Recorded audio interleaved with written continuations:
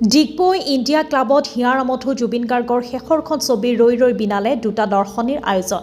Digboi India ক্লাবত 4 জানুৱাৰী 2026 তাৰিখে বিয়লি 4 বজাত আৰু সন্ধ্যা 7 বজাত হিয়াৰামঠু জুবিন গাৰ্গৰ শেষৰখন ছবি ৰৈ ৰৈ বিনালে ছবিখনি দুটা দৰ্শনীৰ আয়োজন।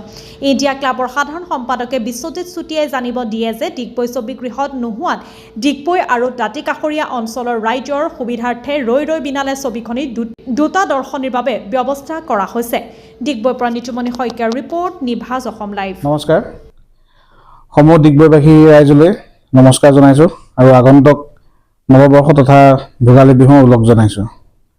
আমি ইণ্ডিয়া ক্লাব ডিগবৈয়ে এটি সমূহ ডিগবৈ তথা অঞ্চলৱৰ্তী ৰাইজৰ কাৰণে আমি এটি পদক্ষেপ লৈছোঁ। যিহেতু জুবিন দাৰ শেষৰখন চিনেমা ৰৈ ৰৈ বিনালে আমাৰ ডিগবৈত বিশেষকৈ হলৰ অভাৱত, চিনেমা হলৰ অভাৱত আমাৰ বহুতখিনি মানুহ এতিয়াও চিনেমাখন উপভোগ কৰিবলৈ বাকী আছে। হয়তো বহুত ৰাইজে আমাৰ মাজে বহুতে চাইছেগৈ চিনেমাখন, হয়তো ডিগবৈত কোনোবা তিনিচুকীয়াত গৈছে, কোনোবা মাঘেৰিটাত গৈছেগৈ। তো ইমান দূৰ যাবলৈ হয়তো সকলোৰ বাবে সুবিধাজনক নহয়ও। গতিকে আমি এটা পৰিকল্পনা কৰিলোঁ যে গোটেই ডিগবৈবাসী যাতে সহজতে চিনেমাখন উপভোগ কৰিব পাৰে, সকলোৰে যাতে সুবিধা হয়, সেয়েহে আমি অহা 4 জানুৱাৰী তাৰিখে দেওবাৰে ডিগবৈ ইণ্ডিয়া ক্লাবত আমি দুটা শ্ব'ৰ আয়োজন কৰিছোঁ। এটা শ্ব' থাকিব 4টা বজাৰ পৰা আৰু দ্বিতীয়টো থাকিব 7 বজাৰ পৰা সন্ধিয়া। আৰু টিকেটৰ ব্যৱস্থা ইতিমধ্যে কৰা হৈছে। টিকেট আমাৰ ফোন নাম্বাৰত ফোন কৰিও তেনেকৈ অনলাইন বুকিং কৰিব পাৰিব আৰু তথা আমাৰ যি ইণ্ডিয়া ক্লাবৰ কাৰ্যালয় তাৰ পৰা সংগ্ৰহ কৰিব পাৰিব। আৰু টিকেটৰ মূল্য হৈছে আপোনাৰ 150 টকা আৰু 200 টকা।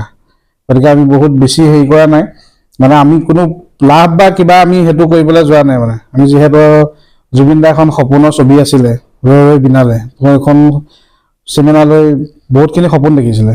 গতিকে আমি যাতে সেইখিনি আগুৱাই নিব পাৰোঁ, তেওঁ যিভাৱে ভাবিছিলে।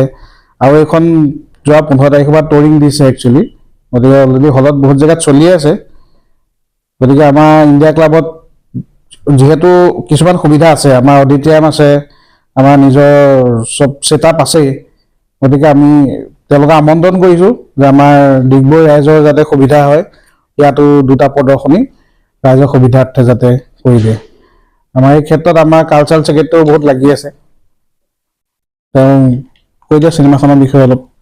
নাই মানে জুবিন দাৰ সপোনৰ ছবি আছিলে, গতিকে আমি ভাবিলোঁ মানে যদি কোনোবা অসমীয়া বা আমাৰ অসমৰ মানুহে যদি সেইখন চাবলৈ নাপায়, সেই সুবিধাৰ পৰা যদি বঞ্চিত হয়, তেতিয়াহ'লে জুবিন দাৰ কাৰণে এইটো বহুত দুখৰ কথা। সেয়েহে আমি এদিনীয়া কাৰ্যসূচীৰে আনিছোঁ, মাত্ৰ দুটা দৰ্শনী হ'ব।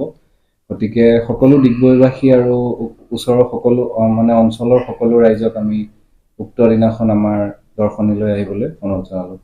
আৰু এই ক্ষেত্ৰত আমাৰ ইণ্ডিয়া ক্লাবৰ আমাৰ যিখন কাৰ্যবাহী আমাৰ কমিটি আছে, তেওঁলোকে সকলোৱে বহুতখিনি সহায় কৰিছে। আজি হয়তো বিশেষ কাৰণত সকলো আজি উপস্থিত নাই, কিন্তু তেওঁলোককো মই ধন্যবাদ জনাইছোঁ। আৰু আজি বাতৰিটো প্ৰচাৰ কৰাৰ বাবে আপোনাকো মই ধন্যবাদ জনাইছোঁ।